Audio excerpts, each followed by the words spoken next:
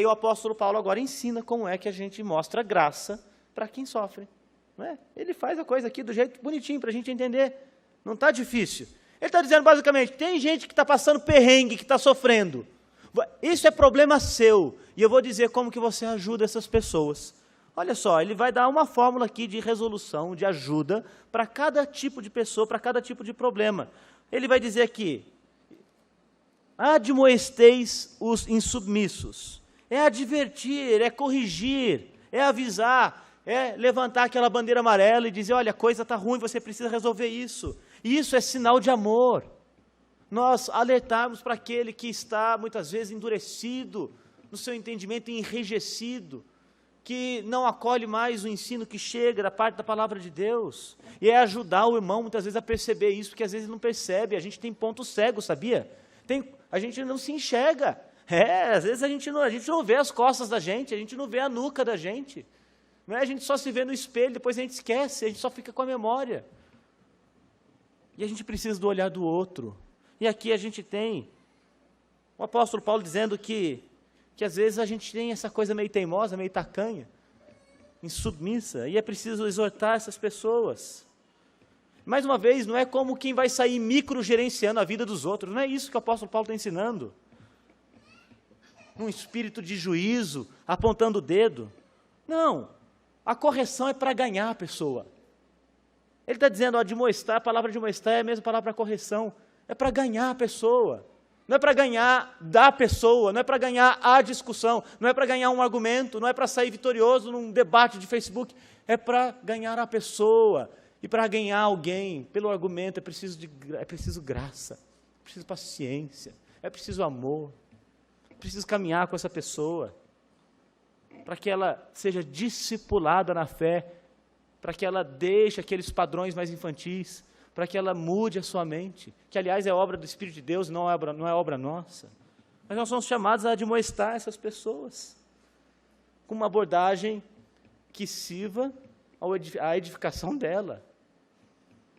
E ele também vai dizer que aqueles que estão desanimados, lembra, muitos deles estavam passando por dificuldades, estavam tristes, eles devem ser consolados. A palavra bonita que ele usa aqui, essa palavra consolo quer dizer, literalmente, conversar. É falar com a pessoa abatida. Mais do que isso, é ouvir a pessoa abatida. Sentar com ela. Mostrar interesse nela. Usar bem a palavra.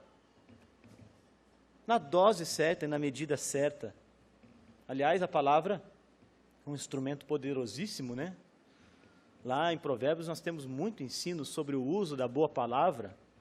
Ele vai dizer que a boa palavra, o poder da morte e da vida está na ponta da língua, e quem bem a utiliza come do seu fruto. Olha só, você quer aprender a falar bem? Leia Provérbios.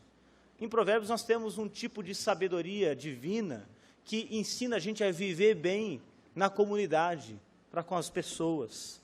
É a observação da vida e a aplicação dos princípios da palavra de Deus no refrega da vida. Lá em Provérbios 10, verso 11, a gente lê que a boca dos justos é manancial, de onde mana a vida, mas a boca do perverso tem violência.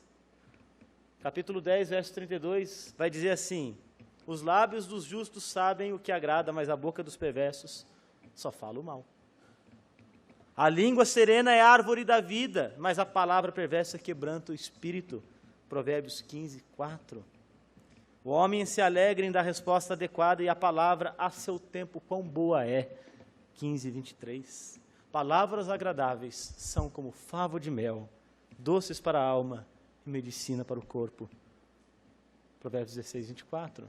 Você vê, a boa palavra pode ser instrumento de Deus para consolar aqueles que estão abatidos, que estão deprimidos, que estão derrotados. Nós somos chamados, então, a igreja toda é chamada a consolar aqueles que estão abatidos, oferecendo alento. Nós fazemos isto, estando próximos, com uma boa palavra ou até mesmo com um bom silêncio, porque há tempos de parar de falar. E às vezes é bom a gente ouvir. Deus é o grande ouvinte da história. Quem ouve mais do que Deus? Que modelo bonito para a gente que é filho de Deus, ser como o Pai e ouvir as pessoas. Um gesto de aproximação, às vezes um olhar, às vezes um abraço. E aqui ele ainda vai dizer, ampareis os fracos. Amparar é literalmente servir de muleta, de suporte. É segurar mesmo aquele que está caindo. É unir-se a alguma coisa com atenção para ajudá-la. Então, é uma palavra que tem uma conotação física muito grande. No grego aqui, é literalmente ficar perto da pessoa. Como é que você vai saber se alguém está fraco? Lutando com pecados e sendo derrotado por pecados, está enfraquecido na sua fé. Como, se você estiver longe dela? O moço lá atrás, ele perguntou para mim qual era o tema dessa mensagem. Eu disse que igreja é lugar de aproximação social. Nós estamos vivendo tempos de distanciamento social, né? Mas a igreja é lugar de aproximação social. Você só vai saber se o outro está fraco, se você estiver perto o suficiente. Você pode até guardar 1,5 metro para evitar a Covid, mas você tem que estar perto do coração, disposto a caminhar com essa pessoa, saber da vida dela, se interessando por ela. Percebendo, às vezes, quando ela, que é tão entusiasmada no cântico ou na participação da vida da igreja, às vezes está mais afastada, está mais distante, está mais indiferente, e você então nota aquilo e se aproxima, procura falar com essa pessoa, e entende a luta dela, e ao invés de julgá-la, você se dispõe a ajudá-la, a colocar as mãos, literalmente, como o texto diz aqui, para ampará-la na sua fraqueza. Essa é a ideia de amparo e de socorro espiritual, é o que Deus faz com a gente. Olha o que diz o texto de Ezequiel, capítulo 34, versos 15 a 16. Veja só que imagem bonita daquilo que Deus faz com o seu próprio povo. Ele diz assim, eu mesmo apacentarei as minhas ovelhas, eu as farei repousar, diz o Senhor. A perdida eu buscarei, a desgarrada eu tornarei a trazer. A quebrada ligarei, e a enferma fortalecerei, mas a gorda e a forte destruirei. Apacentá-las-ei com justiça.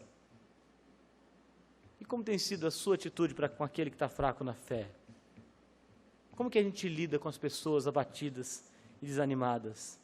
Nós somos chamados aqui a ser como o Pai, que cuida das suas ovelhas machucadas. E o apóstolo Paulo ele encerra a sessão, então, dizendo que devemos ter longo ânimo para com todos. Aqui é um atributo divino. Deus é longânimo, tem longa disposição, tem longo ânimo. Sabe por quê? Porque quem está ferido, quem está machucado, muitas vezes também é teimoso, não quer receber ajuda, não quer ouvir ninguém. Já viu isso? Tem gente que é assim, é vacilante e não se dá conta da própria situação, e às vezes até ingrato e indiferente, porque quando a gente está machucado, a gente às vezes age assim. Lembra que eu falei do bichinho? Ele está ali machucado e com medo, você chega nele e te morde a mão. É, porque o ser humano faz isso. Às vezes a gente está assim, a gente está meio mal, e a gente acaba tratando mal as pessoas. Mas veja como Jesus agiu com os seus discípulos, quando eles faziam as coisas mais doidas. Porque se você ler os evangelhos com cuidado, você vai notar que eles são uma espécie de parábola do fracasso dos discípulos. Eles faziam cada coisa maluca. E o Senhor Jesus Cristo era paciente para com eles. Ele ensinava, ele caminhava junto. Às vezes ele exortava, como também somos chamados a fazer aqui.